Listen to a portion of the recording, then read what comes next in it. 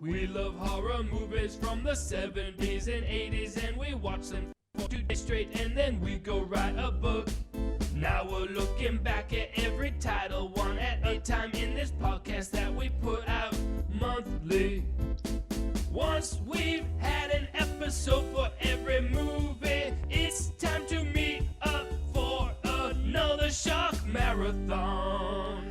Oh yeah, the red record button is red, which means we're recording another exciting edition of the Shock Marathons podcast. This is Matt Farley here with Tom Scalzo. Hello. Ava Scalzo. Hi. Charlie Roxburgh. Greetings. And we're going to be talking Allison's Birthday, an Australian picture from 1981. Let's see. The tape has 1983 and 1984 on the back of it. They're both wrong. Yeah. I read it was shot in 79 and released in 81. Well, that makes sense because the birth certificate 70s, right, guys? Well, It feels so 70s. Yeah. and the birth certificate says she was born in 1960, which explains how so they were filmed. makes sense considering. Interesting. 19. Yeah. Good note, Farley. Thank you.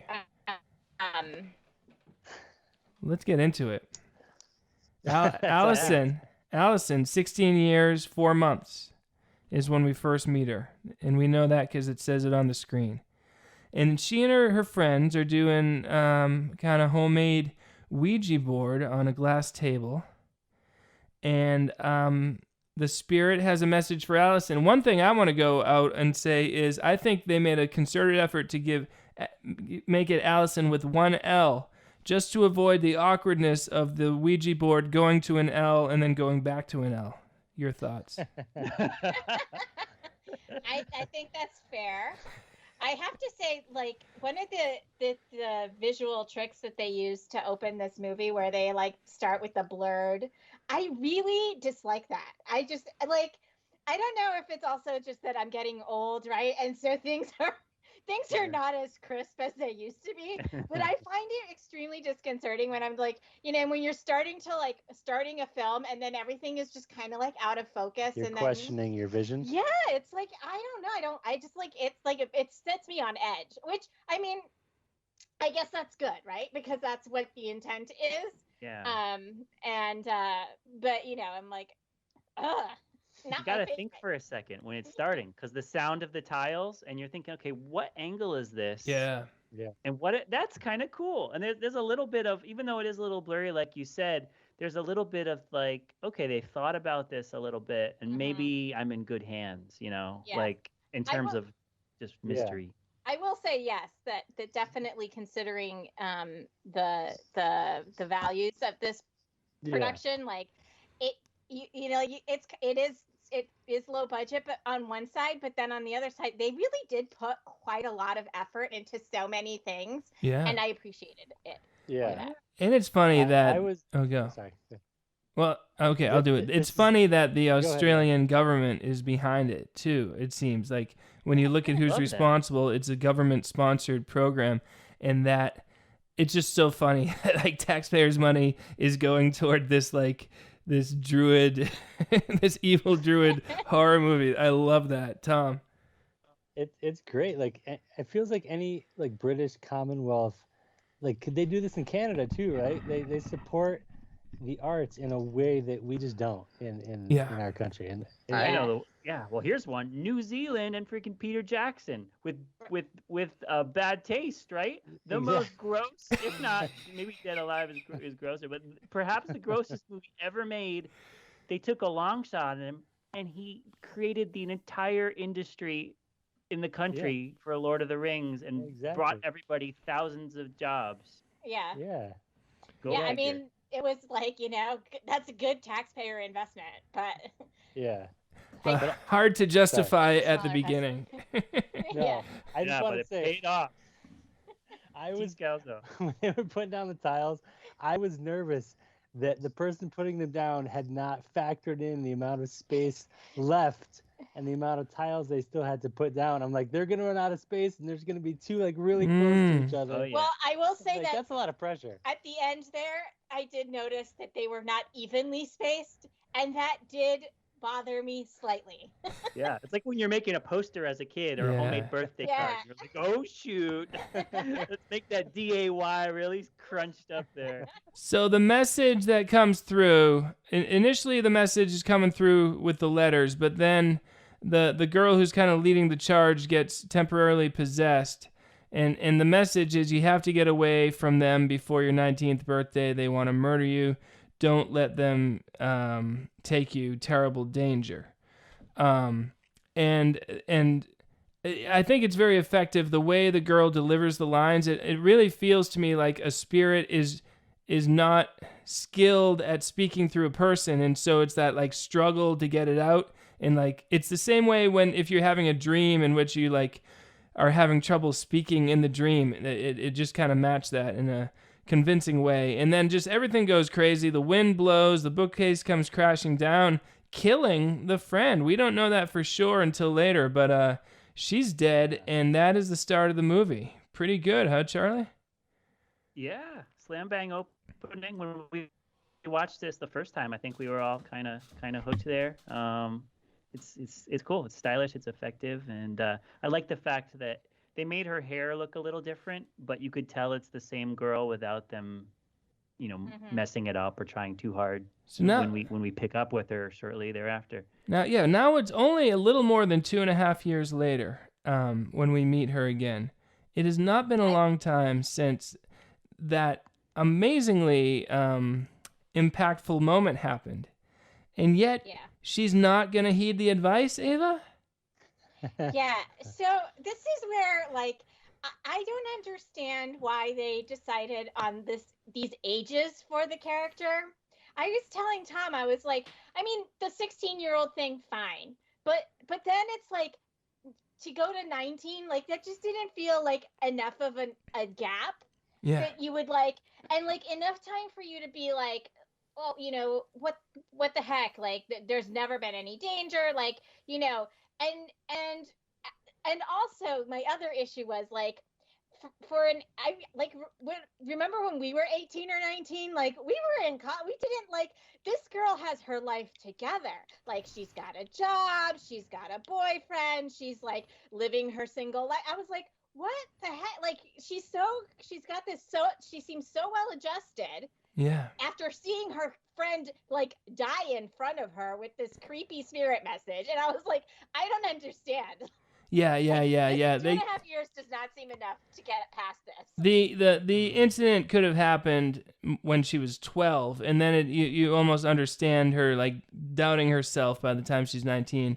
But that's the one the one thing. It's like, Allison, I mean, your friend, a bookcase was thrown down clearly by a spirit. There's no question the spirits were involved in the situation. Why aren't you listening? But we'll get to that. So it's a few later. She's almost 19. We're in the record store.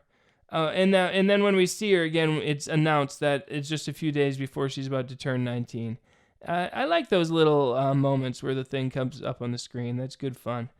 Allison leaves work, turns on her radio, and then I was reminded of Murder by Phone, where at one point when someone picks up a phone and then we see the wires and like everything that goes into the phone. It was a little bit of that, like where she turns on the radio, the DJ's talking, now we're in the DJ studio. I almost wished he wasn't a character in the movie, that they were just showing us how radio works. But Charlie. Yeah, I'm gonna give him a lot of respect for like the little details of this. Yeah, it's kind of like such a realistic movie. The way they get into him working the knobs there and saying, "Oh, this tape machine doesn't kick on auto anymore. We have to manually cue it." I mean, that's the kind of stuff where you're like, unless a writer kind of actually, went there and took notes for a little while, or you could easily just have a DJ doing things and not have these sort of very realistic moments. Yeah. And Yeah. then when his buddy came in to take over his job, it wasn't like you normally see in a movie where someone is like they're always late for their job or they're such a clown that they're not very realistic. He's like a normal guy, showed up on time for his next shift, takes over smoothly. I don't know. It's the first in a way that this movie is very realistic and calm. Good people doing good work, and I like to see it. So then the mic goes on in the studio so he can sign off from his show, but Allison left the radio on, causing a little bit of feedback. She gets reprimanded by her boyfriend, Peter, but it's all cool. No big deal. They have plans that night to see a movie together at their house and have dinner, but she gets a phone call. That was a weird effect. We see the dialing of the phone cut between Allison watching the movie and her aunt dialing the phone. It's almost as if, Tom, she could sense the call was coming. Is that what we're supposed to feel there, or was I reading into it? That's an interesting take. I didn't think of that, but you might be right. I mean, it seems like there's some sort of connection there. Thank you. I mean, I think in part it was like to just create that sense of dread too, Yeah. over the, like, we know this phone call isn't going to be good, and that's like a great way for that to cue it for the audience, like this is an ominous phone call. Yeah. But before we get into the phone call, can we talk about this couch that they're sitting on? Yeah, what is Yes. that thing? What is going on there? There are so many instances in this movie of the characters like situating themselves into furniture that like cannot possibly contain them. Yeah, I love that. Yeah. It's Very a Questionable subplot. pattern furniture often too. Yeah. Yes. Yes, even in the car, like there's lots of questionable patterns. Oh, I That love it. car And is amazing. Yeah, back to the questionable furniture and the watching of the show. I don't know if you were going to talk about this, Farley, but I love the fact that they're watching a mystery show. I didn't think about this till I watched it the second time to this past weekend, but it shows how Pete likes a mystery and is good at maybe solving it. It's really cool that they're not just watching like a sporting event and just like kicking back. He's actually like breaking it down, and that is good so point. cool that it shows that streak in him. It could have been a throwaway moment, but Nice they, touch. You know, yeah, nice Yeah. touch. So Aunt Ginny is pushy about getting Allison to come home, but Allison is reluctant until Aunt Ginny plays the trump card and says Uncle Dean doesn't have much time left. But again, I mean, we are less than 3 years away from a traumatic moment where her friend died right in front of her after giving a message, don't go home on your 19th birthday. Oh, Allison, what are you thinking? She explains to the DJ how she was sort of warned not to go home on her 19th birthday. But she feels she owes it to her uncle and aunt who raised her after her parents died in a car crash. Peter offers to go with her, and she accepts it. How about this vehicle? I mean, how are you allowed to drive on a major road in that thing, Ava? I have no idea. It's like a cross between a duck boat and golf cart. Yes. Yeah. And they drive, like it's not like, I don't know where they were like, it's a long distance that they drive. Like this is 4 not or some 5 like, hours. Yeah. they were like, I don't even understand how they managed to like as a passenger, how could you possibly be comfortable in that vehicle for any amount of time? Yeah. But it's cool. Yeah. It's real cool though, right, Charlie? It is. Yeah, it is cool vehicle. The seats look like patio furniture, like iron patio furniture with like a thin padding that like you nailed in. And this continues a theme, correct me if I'm wrong, but of fun Australian vehicles that we've seen in shock movies. The Panavans. Oh yeah. Were a unique vehicle that we don't see here in America, and I honestly think that added to my enjoyment of the movie, seeing some of these different cars and weird little touches just different touches that made me feel so Australian. That's so cool. Yeah. It's a glimpse in their life. And everyone's so fine with it too. Like if there was an American movie and someone had that, people would like comment on it. but nobody even bats an eye, right? That's just normal. Like everyone's got cars. Yeah, now, that's what a you kid, know? like a young guy, can afford this car, and that's what he's doing. He's driving halfway across the country in this golf cart. So they make it Great. to the house. Uncle Dean doesn't appear ill, but Aunt Ginny insists he's just being strong and faking it for Allison's sake. They're not too happy to see Peter. They are happy to see him go. No invites in or anything. And then Peter goes to his dad's house. Dad wasn't expecting him. Peter's dad, cool guy, huh? Oh yeah. Mm-hmm. He's the He's coolest. like Dylan McKay's dad. Like, he's like, yeah, but you need to get bailed out. I'm on it. You need a place to crash. I'm on it. You got it, You wanna Charlie. just borrow my, whatever. And how calm and like naturalistic and relaxed is there, like the acting and the characters and everything. This movie is just blowing my mind. He pulls up and sees his dad has a new car and honks the horn, and it's like all these touches that make it seem so real. That car didn't really have to factor into the plot at all, except maybe it's sort of showing that he has enough money to easily bail someone out without worrying about money. But it's also just establishing the dad as what his lifestyle's like, maybe, and just this little touches to the side character, the boyfriend character. It's cool. Well, I would argue the boyfriend character maybe the heart and soul of the movie. 100%. Yeah. Yeah, Major Ed style. Yeah, he's awesome. Yeah, I know what you mean. Yeah. I know what you mean. He takes over. He's getting there.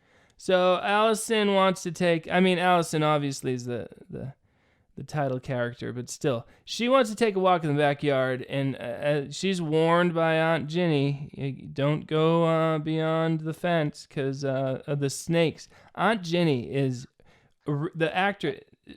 Am I getting it right? It is Ginny, yes? Jenny, I thought. That was Jenny. Yeah. Jenny, I think it's because they're Australian, so I think it's Jennifer. Jennifer. I think it's Could Jennifer. be. That's not a real name. I think that's just been I think a that's name. an American name. People misheard that a long time ago, and it's just become a name now. I'm calling her Aunt Ginny. Anyway, that actress is so good at being manipulative. Oh, like really convincing performance right there. That aspect of her is more scary than her druid. Yes. Aspect. I'm just like, I don't want this lady to nag me. And the way she words everything is like, oh, Peter, I'm sorry you have to go. Like she just words everything.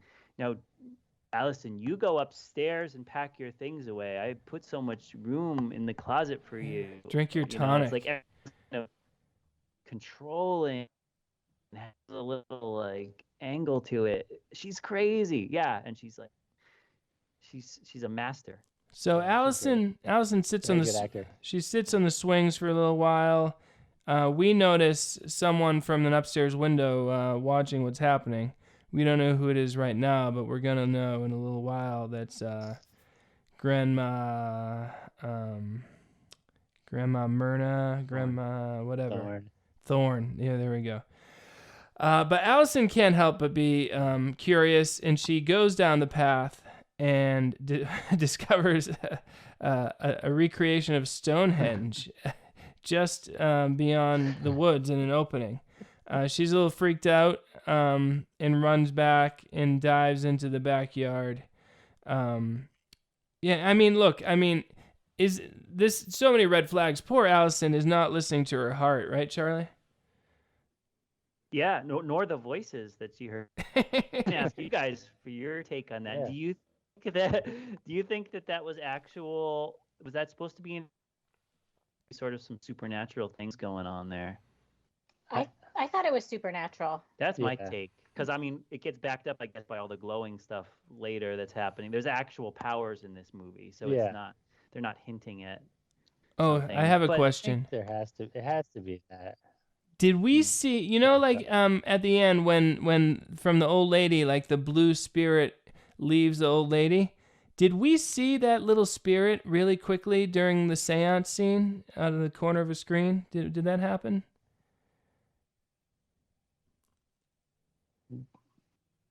In like the flashback. Yeah, was there a little bit of that blue goo at some point?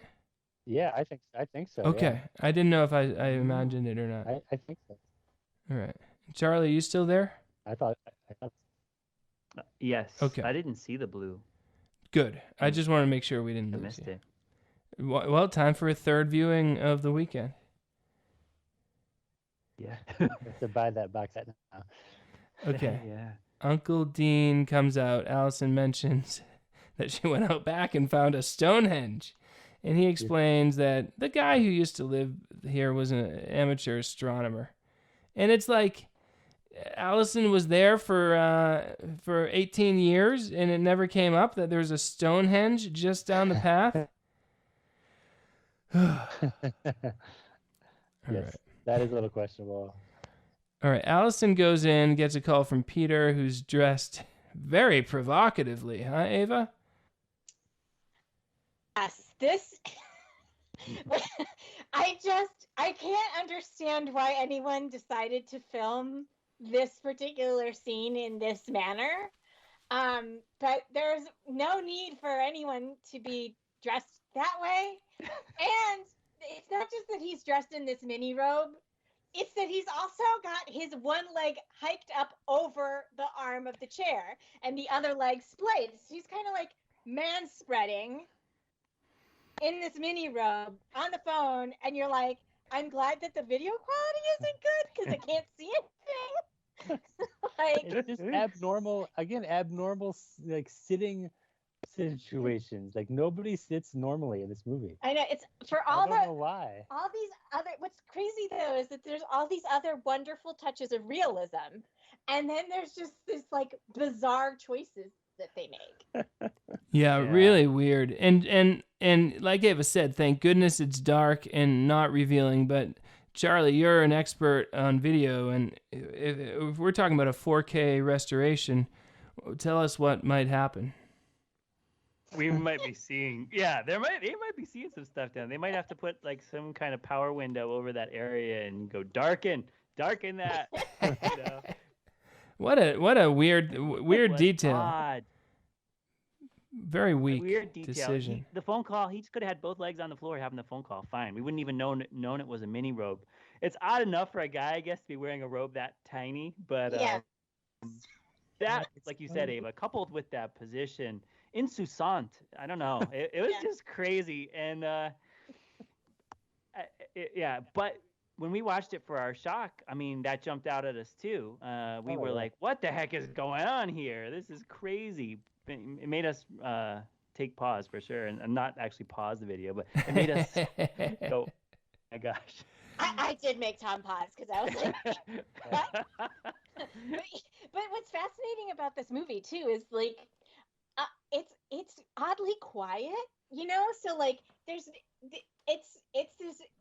like this character tour de force in some ways, right? Yeah. And you just like, because not a lot is happening. Like you've just got these kind of like elements of dread, but you have like as a when you haven't seen it at all, like you still don't even know, like you have no idea. You know that the like aunt and uncle are creepy, but you're like, they haven't done anything weird or bad, you know. It's just like they're a little off, you know. And so like all these little things are just a little bit off, and it's just such a clever way of like creating that suspense and that like that the sort of horror aspect, because it's more psychological than anything else in the movie. Yeah, and it eases into things in a good way, in a really good way, minus this uncomfortable robe moment.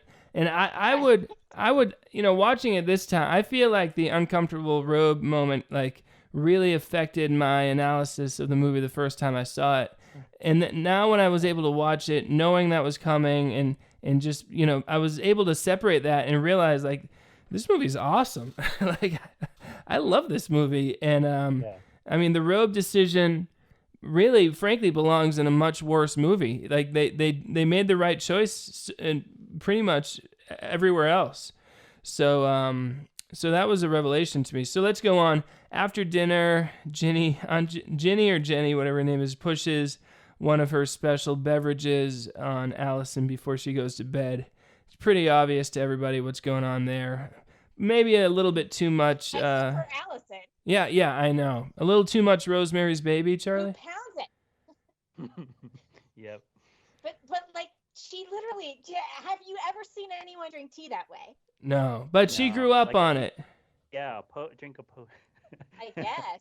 But it's Yeah. so like it's just so funny because it's like, you know, I mean, clearly I mean, partly right. We're a savvy audience. We've seen horror movies before. Like everyone's like, Allison, don't drink the tea, tonic or whatever the heck she calls it. But Yeah. it's like it's just the way she drank it was so funny to me because she literally like take it and pound it. Yeah.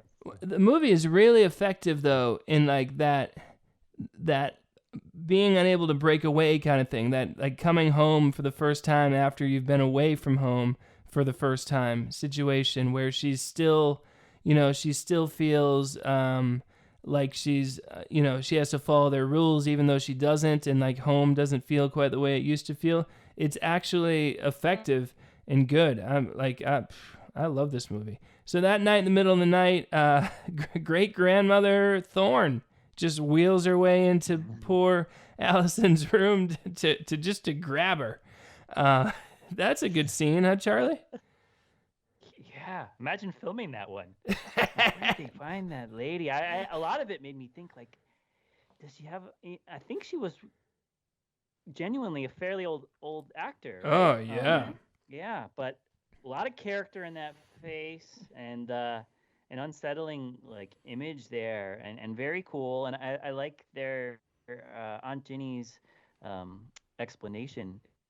Like, okay, this was a little crazy, but she sometimes rolls around. Don't sweat it. And you're kind of like, I guess so. They wanted to That's so surprise her. ridiculous.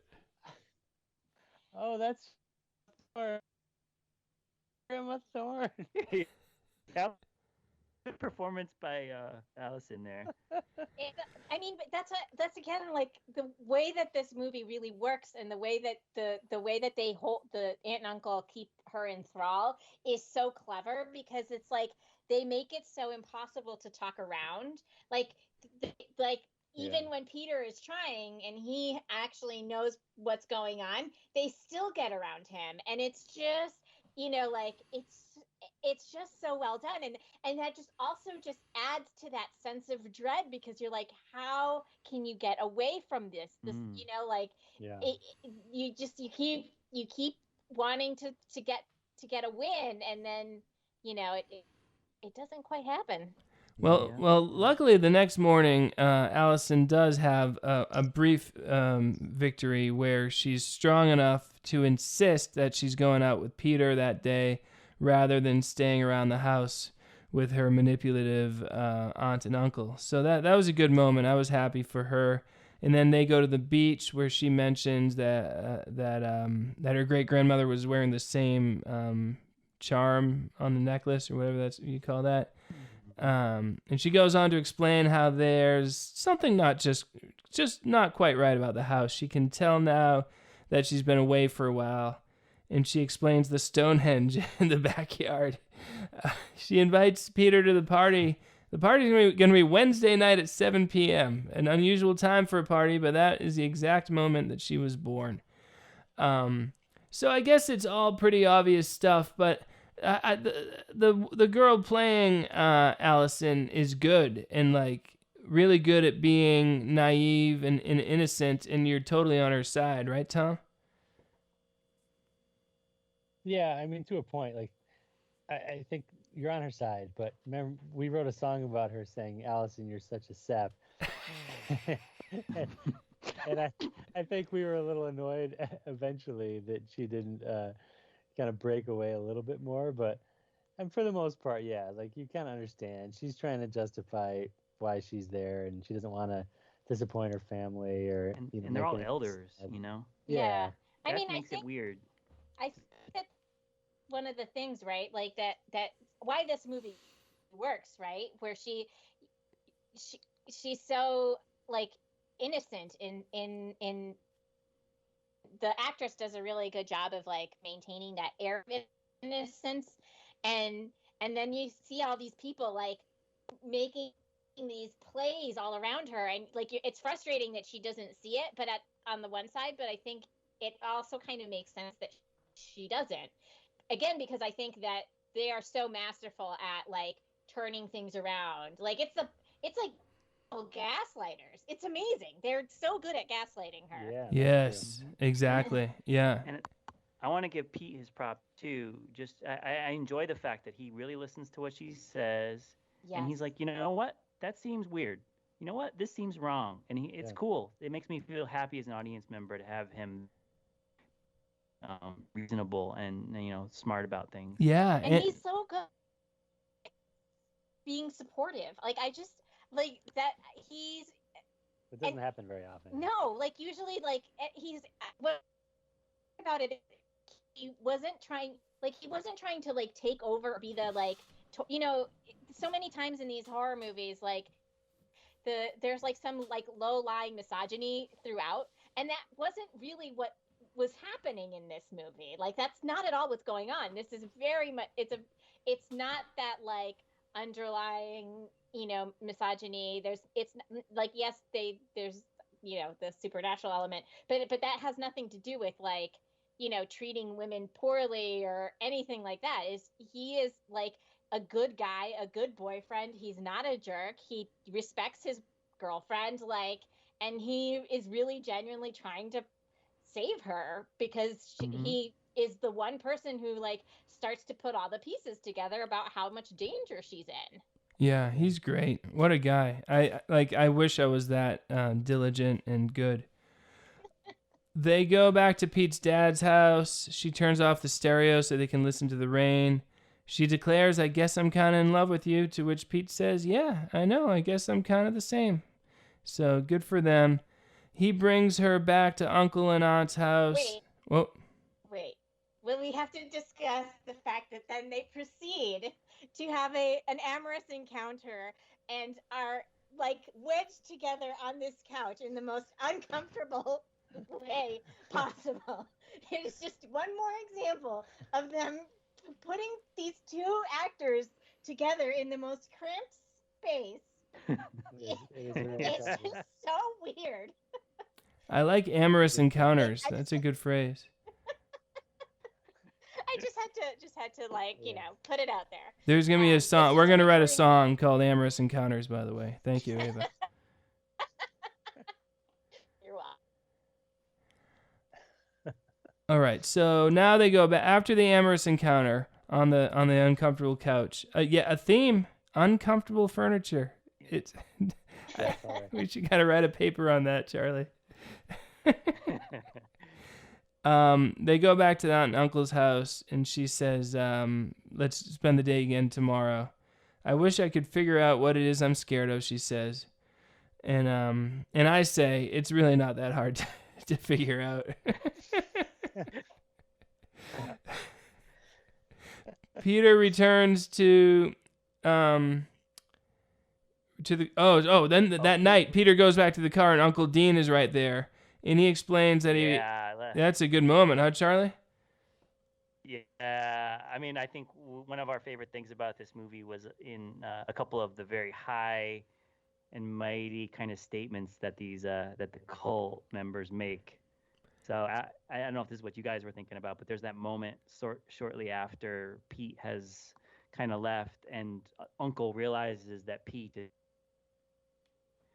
and he, unless I'm wrong, he tells on situation with the boy has become impossible. And that's just what I look for in this kind of movie. I want a moment like that, it's so formally stated, and that really was one of my favorite moments. And there's another one or two of those that happen that just wow. And right before that, when he's talking to Peter, he says, "You're meddling in something you can't begin to understand. My advice is to stay away from this house and from Allison." So there's that great line.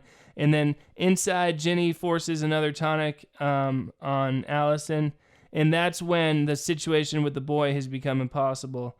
Something has to be done. That gets delivered right there. So, I mean, just like you say, Charlie, so good. It's what we had Kevin McGee say in Cuban Country, I'm pretty sure. Yes. He basically says to you, you're meddling you're meddling in things you don't understand, pretty much.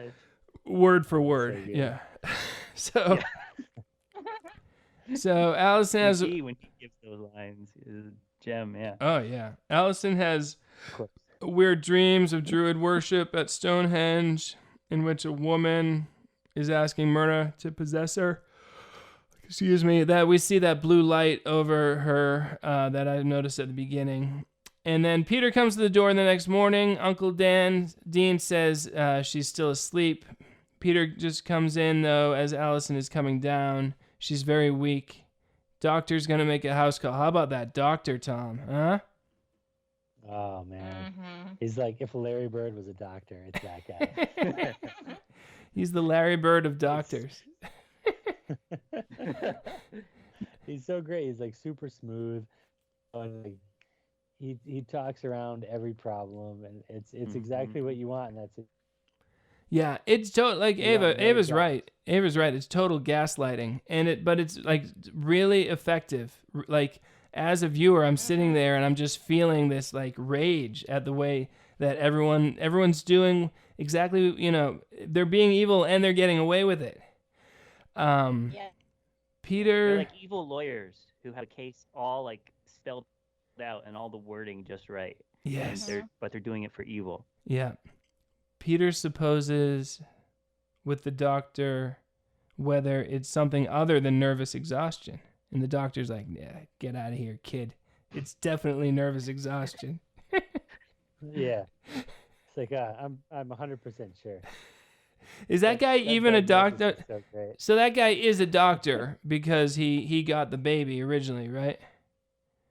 Yeah. Okay. He has to be a doctor. Okay. But in Pete's research, he's not listed anymore, right? Don't we find that out? Right. He hasn't been Yeah, practicing probably since he kidnapped the baby, right? Yeah. Peter. Yeah, that's a But good he point. also could have just stolen the baby and not been an actual doctor there at the time, like an operative. I Yeah. think the way they made it Maybe. sound was like the reason that he was a doctor, Mm. and that's why he had access to the wards and was Yeah. able to kidnap the baby. But I guess then he Then he just like retired. disappeared. Yeah. Yeah. Yeah, he was waiting for that one moment when the numerology was right. Yes. Yeah, absolutely. Okay. What about time? Do time zones come into effect in this situation? We It's shouldn't always even. Greenwich Mean. I think with Druids. It should be, but it doesn't seem like that's what they were going with, right? They're going with the Yeah. 19th hour. They started in England, and then they had Yeah, and then they moved to Australia. That does kind of put a whole That's a shift good on time of question. date and Yeah. time. Well, But remember the occult friend who we haven't talked about yet, but she says she consults a different calendar, right? Oh yeah. She does, but it's still She's the original. You're right. Numerology makes no sense. Okay. Because the record with I don't know, a slow clock, different time zones, leap years, all that stuff is too much. And what's funny is like even But I- they even say like I'm not saying I believe it, but this is what they believe. But the movie says that what they believe is right, right?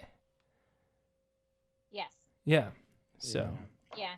And the thing, but definitely the thing with the like actual time and stuff is it's also like suspect, because when your kids are born, like literally it's like who looked down at the clock and whatever their watch says, that's the number that's recorded. yeah, it's Yeah. a little Like, bit it's not like, arbitrary. it's not that precise. not precise. I would say maybe how about this? It doesn't actually matter who the person is that they do it to. It's just the ceremony works. They think it needs to be someone turning 19, but in reality, they could do it to anybody. Charlie? Well, but they also wanted it was the key thing about her being born at 7 is that in a 24-hour clock, 7 is 1900 hours. Yeah, no, but You I'm know, I'm so, like- arguing that doesn't matter. All that matters is the ceremony. If you have a Stonehenge in your backyard and you say the right chants, Oh, it'll happen. Like the transfer of the as soul long as will you're happen. 19. You don't even have to be 19. One critique I heard of this movie was like they mixed too many things into the cult, kind of, than were needed. Make it simpler. Could have just been the stones and the pendant, and it was that way material items that had the magic versus all this numerology. Mm-hmm. Yeah. Well, I think that part does overcomplicate. Like there's some things that overcomplicate the sort of through line of the story because they're really not necessary details. Yeah. But on the other hand, I think that they're there because it does give when Peter starts to do all that research, like it's stuff that he can literally start to, together. It's what lets him do that. Yeah, that's true. All right. Now, so Uncle Dean says no party. Party's canceled, Peter. See you later. Peter tries to find some info on Dr. Lyle, but there's no listing. The cult definitely did not count on Peter when they devised this plan. I mean, wow, this guy. This is the one thing they couldn't afford was someone as diligent as Peter. DJ boyfriend.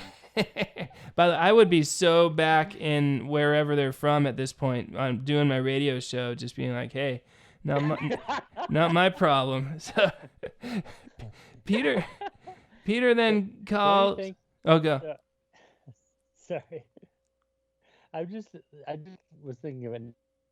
If this was so important to them, right? I think they would have kept better tabs on her. Yes. Throughout these years, they could have had a plant boyfriend, or they could have done something. They waited till the day before, oh, let's call her and hope she's coming. Let's call her and give her a guilt.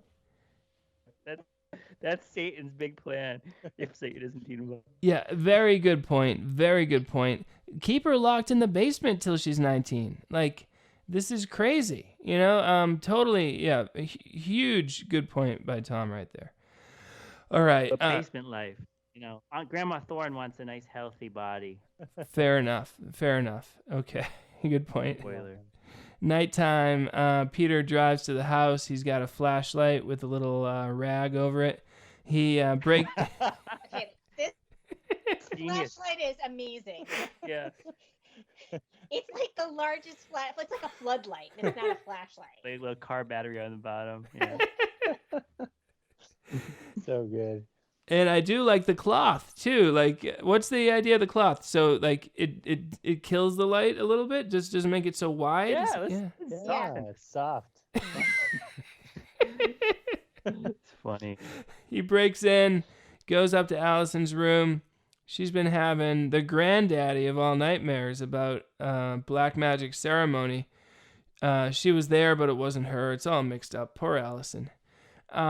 This is why, this is Peter's movie, because, Allison's just in bed for the whole last half. We barely see her.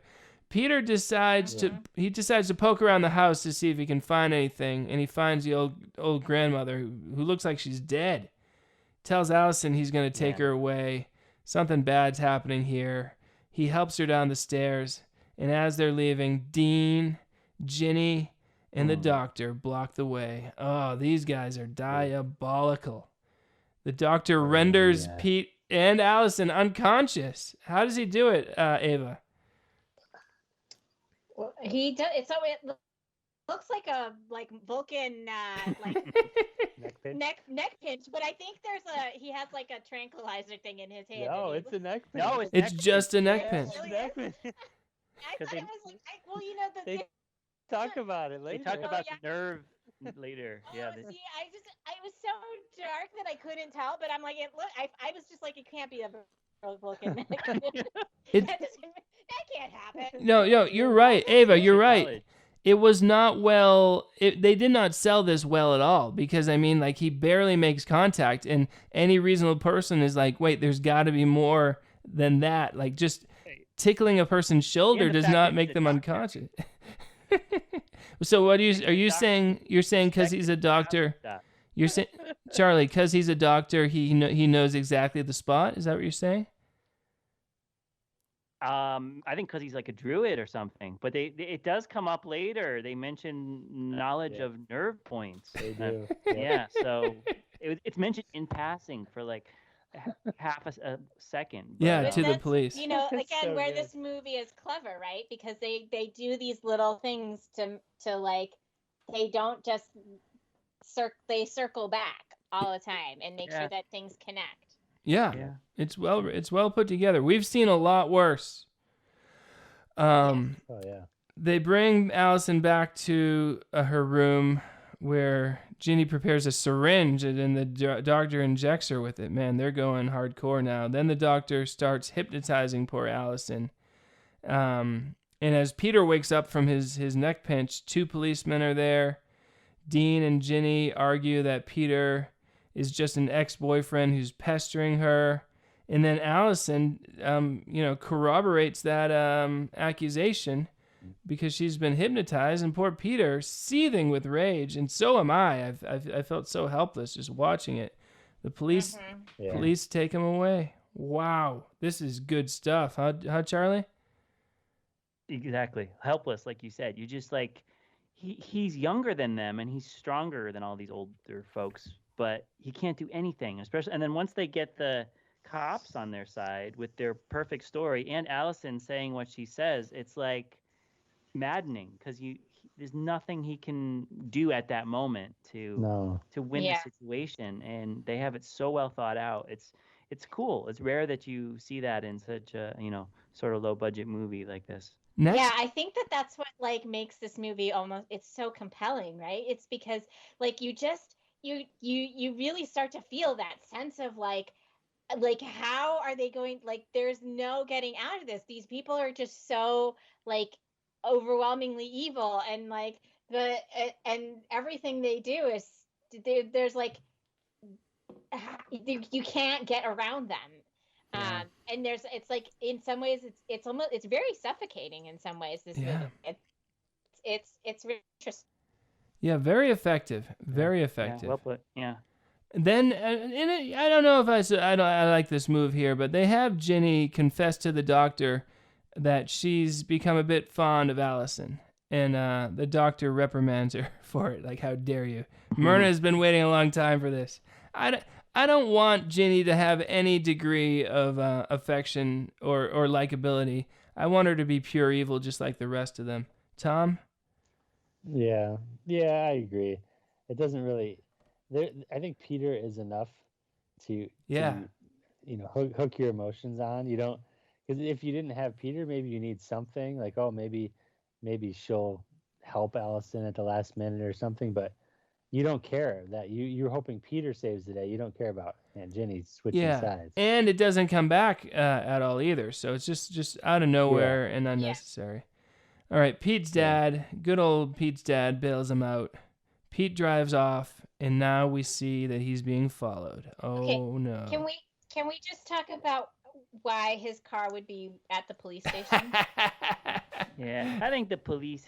Good point. I think the police did it. That's just my. They drove it over for him. Just deputies. Yeah, that was my take on it. It's a good question you ask. We said the same thing. I was like, yeah, I'm not sure. Maybe they didn't want it in front of the Druids. Yeah, no, it's something that should have been explained or shouldn't have happened. It's the same thing in Vertigo when he saves her from the bay, and then she's in his house and she wakes up, but her car's there. I've never understood that one. Did he drive her car there and his car is still at the bay? We'll save that for the Vertigo episode. So anyway, he's getting followed, and he goes to his old astrologer friend for some info, and she's a delightful character, totally on board to just help him out with whatever. Oh yeah. She explains that witchcraft. That's a great character to add late in the movie. She's really great. Yeah. So cool. Yeah, she's fantastic. Believable. Yeah. She explains that witchcraft is a dangerous game. She sketches the pendant. He sketches the pendant from Allison's necklace. And the friend explains the Celtic origin of Myrna. It's a powerful female demon. He tells her the whole story. The friend agrees with Pete that he needs to go get Allison out of there. At the 19th hour of the day, she will be exactly 19 years old. That's the number of Myrna. And today's the 19th year of today's the 19th day of their year. Okay, so the party is going to be that night, and we're about to go on a nice research mission. It feels a little laid back. Like the clock is ticking here, right? Yeah. Yeah. Yeah, another day would have been good in the screenplay there for this research to happen. When's the library closing?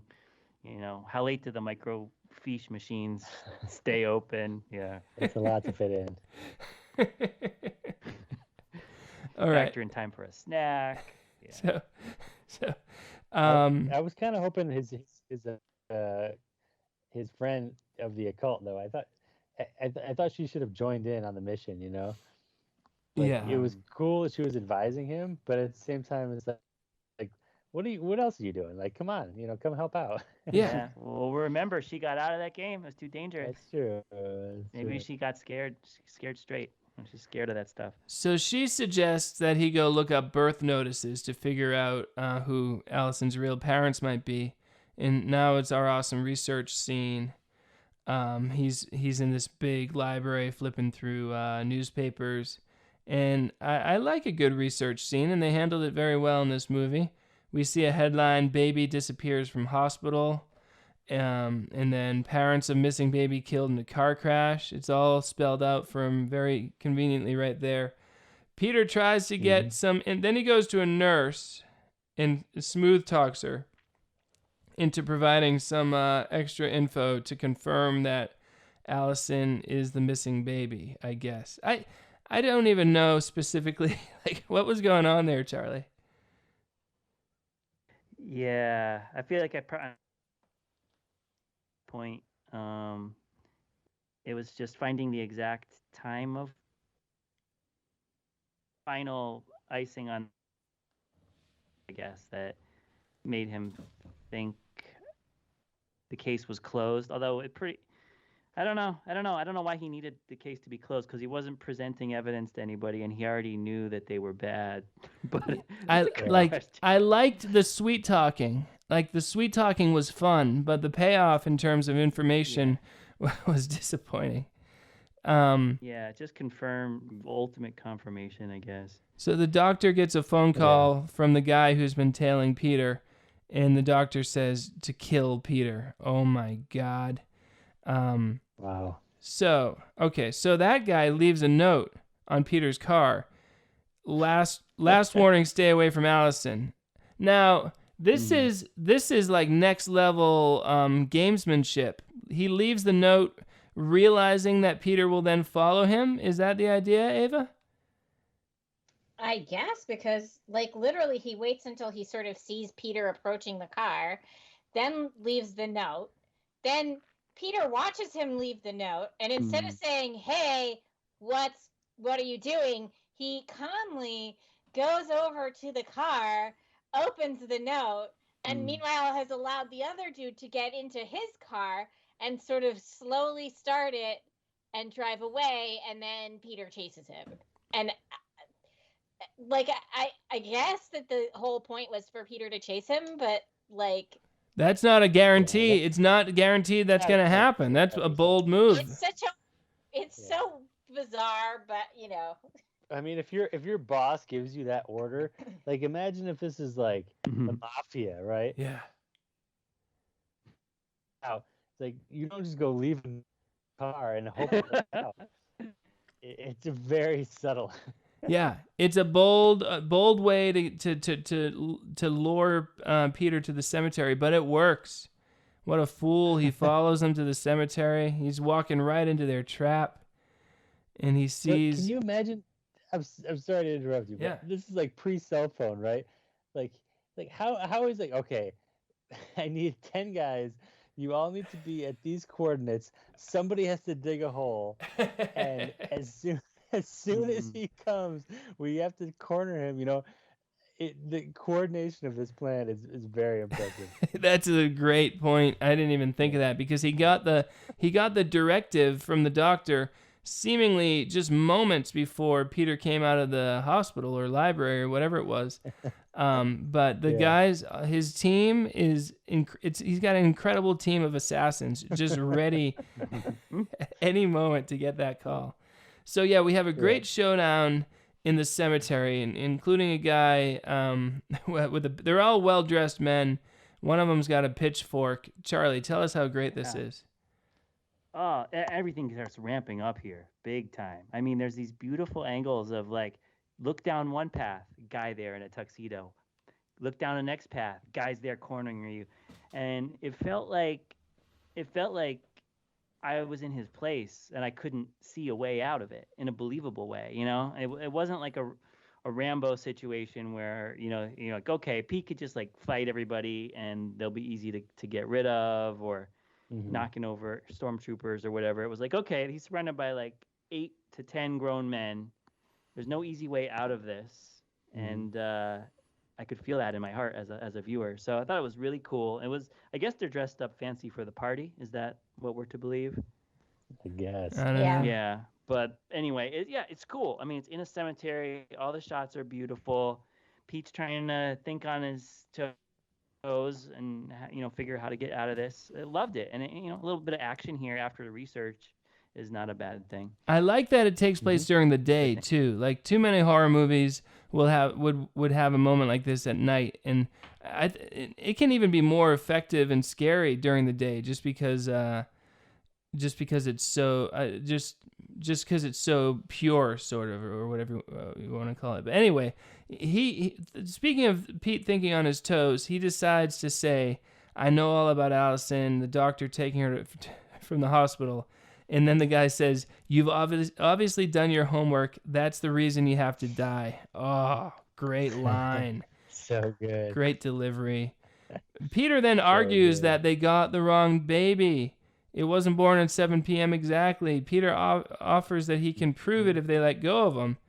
And he hands a piece of paper over to them. This is a great move. And while they're distracted with the paper, he grabs the pitchfork. And, this is great. He threatens to kill the main pitchfork guy. And all the other henchmen stop. And the pitchfork guy's like, don't worry about me. Get him. Like, this guy means business, huh, Tom? Yeah. Yeah. They're devoted. Yeah, he's serious. That's the kind of thing you want to happen in a scenario like this, when it's always like, oh, who cares? Like, he's bluffing or whatever. Just go for it. And it's so refreshing to hear somebody make sense in a situation like that. So, oh my God. Then, so Peter's running. They're all chasing him. And then he does a pole vault with the pitchfork over the fence. Ava, wasn't that amazing? It was amazing. It's just unironically one of the best moments in the movie. In any movie. Yes. This is one of the reasons why this movie works, though, is because things are perfectly placed, and there's no questioning. Of course he pole vaulted with the pitchfork. That was the exact right thing to do. Okay, now Charlie, listen to this though. This is an amazing moment. There's no close up on the pitchfork going into the earth. There's no close up on the look in his face. I mean, the most matter of fact pitchfork pole vault over a fence that you could possibly film, and that is the right way to do it, Charlie. Oh yeah, because this movie is so natural. And let me offer this up to you guys. Do you think that the actor himself did it and that was not a stuntman? Because I do. Me too. Yeah, I think so. How cool! I mean, I know there's a shot earlier where he's sneaking down from the upstairs window, and I'm like, I would not want my actor to do that. He's leaping off the roof and climbing down a trellis, but so cool. I mean, when we saw this the first time, I'd say we jumped out of our chairs. We dubbed it Pole Vault to Freedom. Yeah, we did. We wanted to write poems to this, songs, sketches. It was greatest moment of the Shock Marathon. We were giddy with joy over this, and it lived up. So good. Yeah, really, what a moment. So Peter has escaped. The men immediately decide it's too late they could not possibly catch Peter. with his No. 6 to 8 foot advantage. Like, he's not far ahead of them, but they're like, no, it's impossible to get him at this point. Like, Gained a half a second by pole vaulting instead of just like jumping for that was going through the gate. the But deciding factor. so cool. There's nothing that can be done. So Peter calls the astrologer, and she provides some more info about Myrna. Myrna takes over body every 80 years. Great grandma Thorne is like the person who Myrna is in right now. How about that? I wrote in my note, and Tom, I know you agree. Astrology lady, great. What a character. Oh, she's fantastic. Yeah, I like her. All I wish she was there for the battle, but other than that, I like her. or just a whole other movie, a spin-off, you know? Yeah. All is in line to become... Allison is in line to become the next Isabel Thorne. Peter's got a gun, but the astrologer suggests a consecrated cross to add protection, which leads, coming up real soon. But before we get there, Dean and Ginny get Allison up for her party. They go into Grandma Thorne's room, and when they walk in there, she's immediately hypnotized by the doctor. So now, Tom, tell us about the cross. It's one of those moments. It's like everything else we've been saying, right? This movie, it looks at these moments in the script. It's like, okay, he needs to get across. We could have, a simple scene where he goes back to his dad's house and grabs a cross and just leaves, or he is already wearing a cross, maybe. But no, we go to a church where he goes in, breaks into the church, steals a cross, gets caught in the act, and has to flee the scene. Like, it makes like a totally non-important plot point like awesome. Well, the best part of that is he pulls up to the church. He leaves the car running. Nice. He runs in. He doesn't actually break into the church. Remember, churches are not usually just open. So he just runs right into the church, and he just sees this cross on the wall, and he grabs it.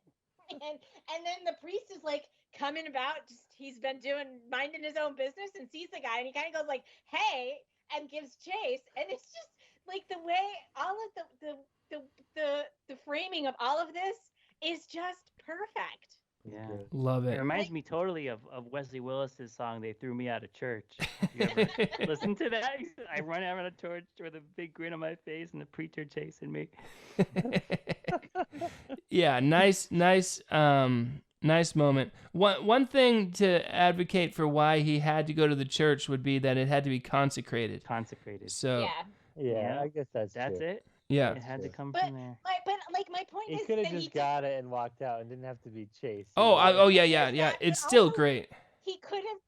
I think if you asked a priest and said, "I'm worried about this demonic thing and my girlfriend, and I need a consecrated cross," I'm pretty sure the priest would have given him a consecrated plot, would have happily blessed one for him and given it to him. That's very good point. You're right. Yeah. You're right. It's free to bless them. Bless crosses. Just line them up and just do a whole bunch. It's like with the little holy water. You guys, it would have been so easy. I think that the scene works as is, but because it's so absurd, and it's one of those. I think that's one of the best things about this movie. There's this sense of impending doom and all this dread, and you don't know how they're going to get out of this. But then they have these just small moments of lighthearted, it's not necessarily, but they are not taking themselves so seriously, because sometimes these low budget films are taking themselves so seriously in a way where it just sucks the joy out of the experience. And I think that one of the things that this movie does really well is that you're never sort of in a position where you're sort of just oh, come on guys, just lighten up a little bit, you don't feel that way, because they do include these sort of ridiculous moments. Yeah, I mean, this movie had the potential to be a real just difficult to get through if it was just a lot of chanting, and like, rocks and robes. It could have been really miserable, but luckily the robes and the chanting are at the bare minimum. Thank God. And we're outside a lot, and there's lots of moments. So, anyway, Peter drives onto the property, past the guys who tried to kill him earlier. He goes into the house, can't find Allison. He has a little showdown with the guys. Then he has a flashback to her mentioning that there's a Stonehenge in the backyard, so he knows where to go. And he avoids the bad guys, gets out the window, and arrives with the cross. Oh man, so he shows up and interrupts the ceremony. He's got the cross. Everyone is scared. And then she encourages him to throw the cross at the people. Allison does. Now, what he doesn't know, and what we don't know, is that at that moment, Allison has been halfway possessed at that point. And the part that's been possessed is speaking up, apparently. The part that, and so he's being manipulated. And I love this. I mean, this movie pulls no punches, right, Charlie? Yeah. That moment, you're like, wow, this is intense stuff, and they're not gonna go easy on us. Right. Yeah, it's super cool. And you don't really know, you're still a little bit guessing. So you're interested, and the Allison actress does an awesome job here, kind of like getting a little more serious for a moment in a fun, evil way. Yeah. So they run off. He falls and hurts his ankle, and he gives the gun to her and says, "Go." What a guy! Like, he's sacrificing himself to save Allison. But she reveals that he was the fool to throw the cross, because if he hadn't, she might still be Allison. But too late. She's already been fully possessed, and she shoots him right there and then. Oh, wow. That is some good stuff. I mean, just dark but delicious. Delicious.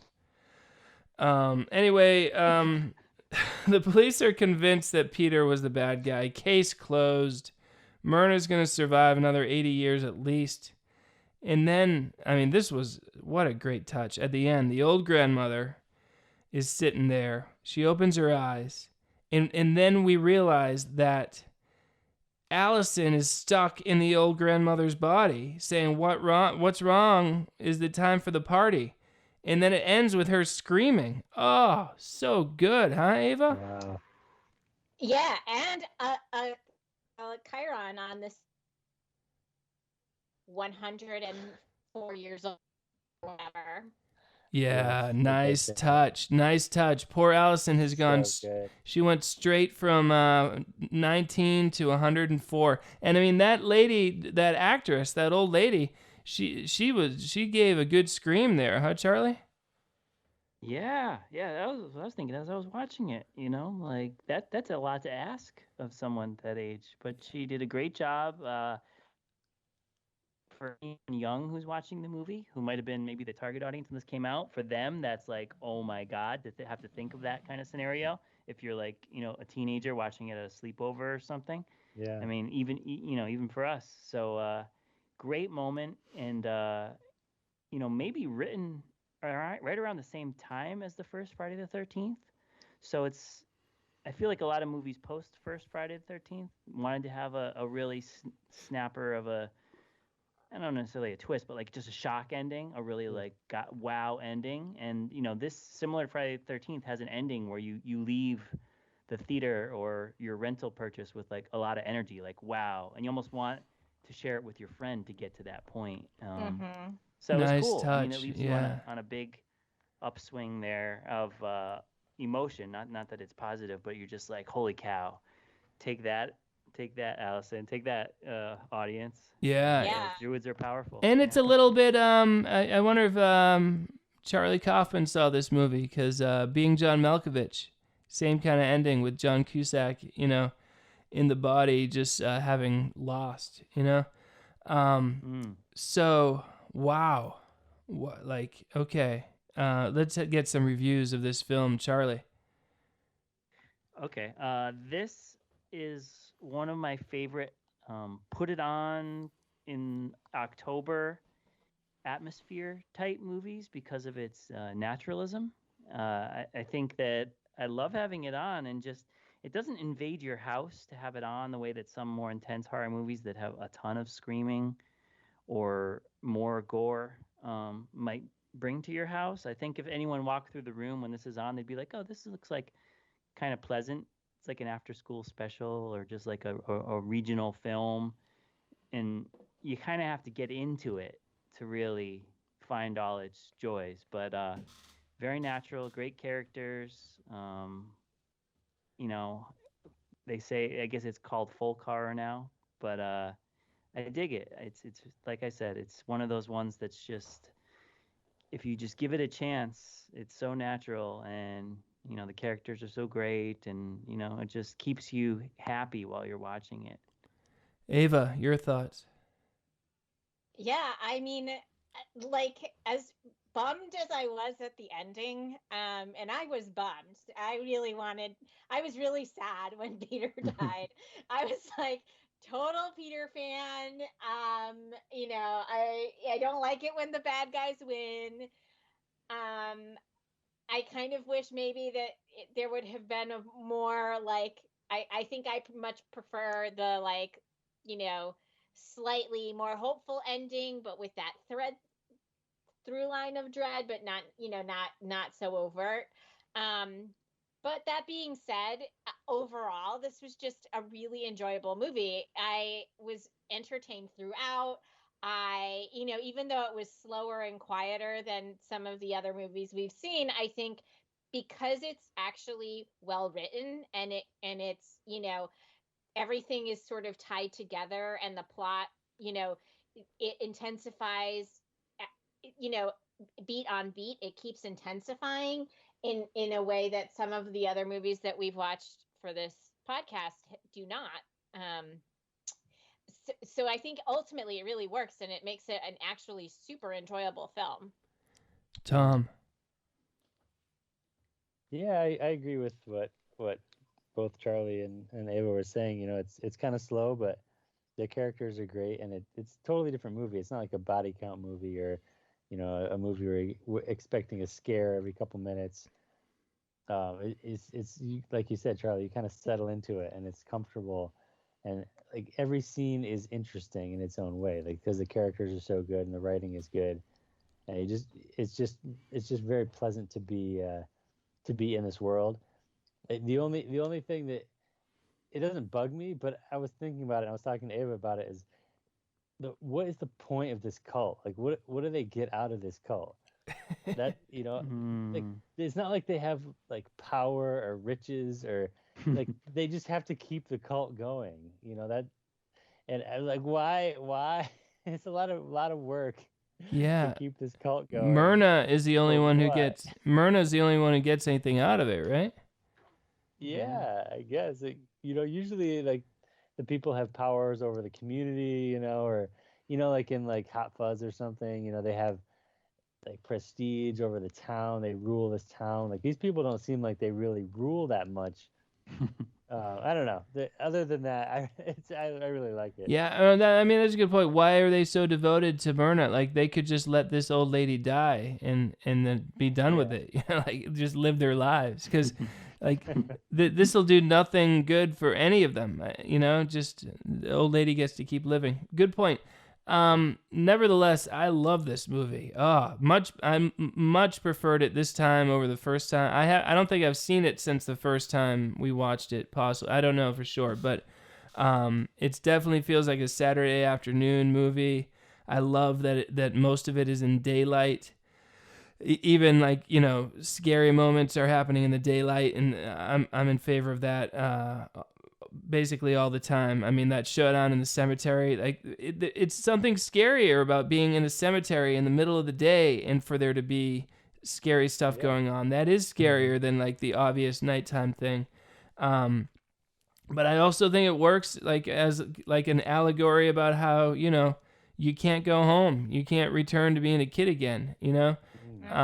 And like, I really got that feel of like, you know, going back to your old bed and it not feeling the same and stuff, just because you're not a kid anymore. So that like it was there, but it's not like they dwelled on it like an art film. It's just another nice touch, in keeping with the uncomfortable furniture, But No, really, it does. yeah, That all ties together.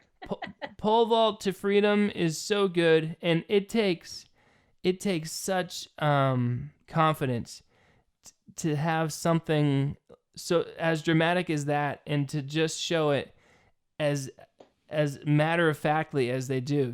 There's no drama to the way they present that amazing moment. If you just look to the left away from the TV for a second, you could miss it, and it's one of the best things of all time. So that's amazing. And I, unlike Ava, I love a downer ending. So I was super happy that it's just like, sorry, despite all your efforts, both of you are finished. And I had forgotten the end, but I mean, that is bleak. Poor Allison realizing she's in the body of a 104-year-old. Like, whoa. It's intense. It's kind of like a Twilight Zone, Alfred Hitchcock Presents kind of tale. So I had bleak. fun. That is definitely the right word for it. It's bleak, but it really, really works. Like that's, they earned it.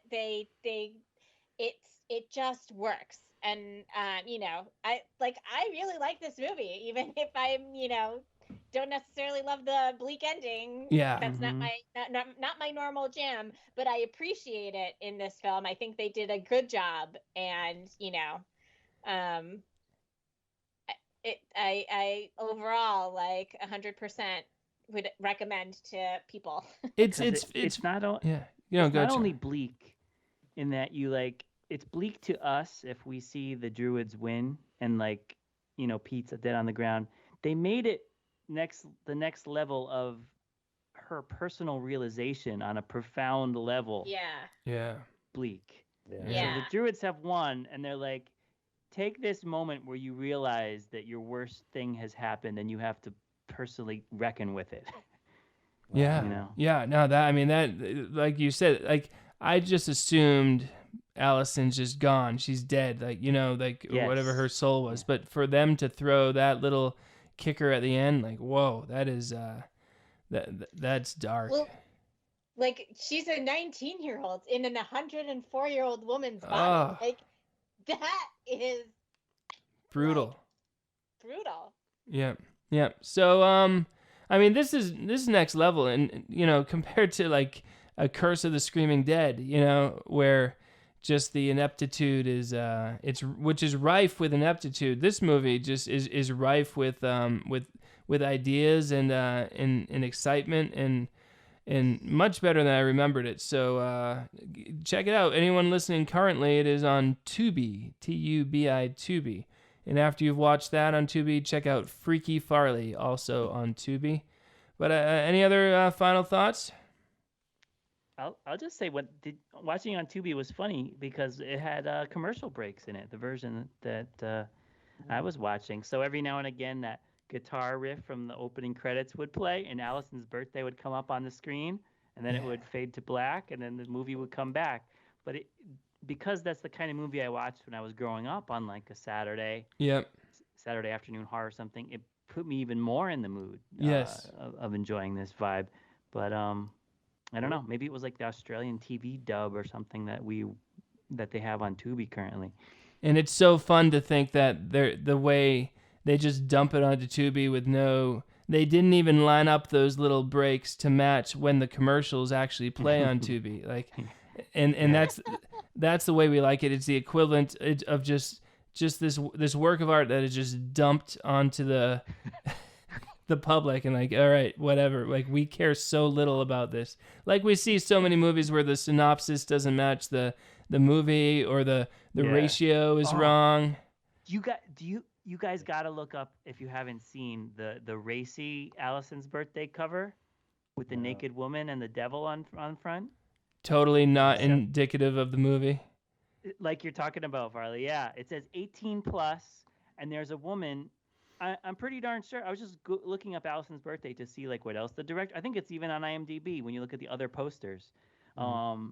it's like an illustrated naked woman on the ground with like a devil above her.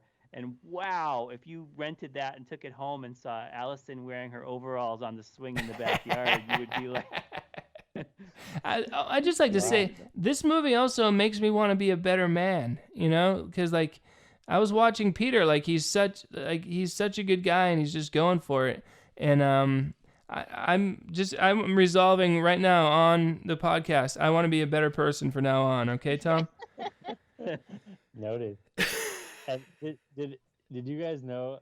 I just looked this up, but did you know that Allison was in Mad Max? I did. Yes. Well, she's great. That actress is fantastic. Yeah. Yeah, she's very good. She's very good. I would say her and Peter were. Everyone in this movie actually is really good. Like, well cast. Yeah. Believable. Yeah. Yeah, they're just fitting. They're all so fitting. Like Pete's cool dad. I know. He's kind of like has a race car, and he's like, "Oh, I didn't come home last night. I was like, he's out partying." I was like, he looks like a guy who would have that cool 1980 sports car and be out partying and go scuba diving or whatever he does, you know? And yeah, there's so much about it that's just like the people who work at the radio, they look perfect, and you know, the cops were perfect. It was just brilliant casting. Yeah. Well, I mean, the glowing review. So this, I think this is our first episode in a year, and we'll definitely see you next October. I can guarantee that. Metal Detector Maniac special next month. Sure, we'll talk. Even if it's a quick one. We'll talk up our new movie when that gets released. Tour de Force. No research. No research for that one. Yeah. So anyway, for Ava and Tom and Charlie, this is Farley saying good night.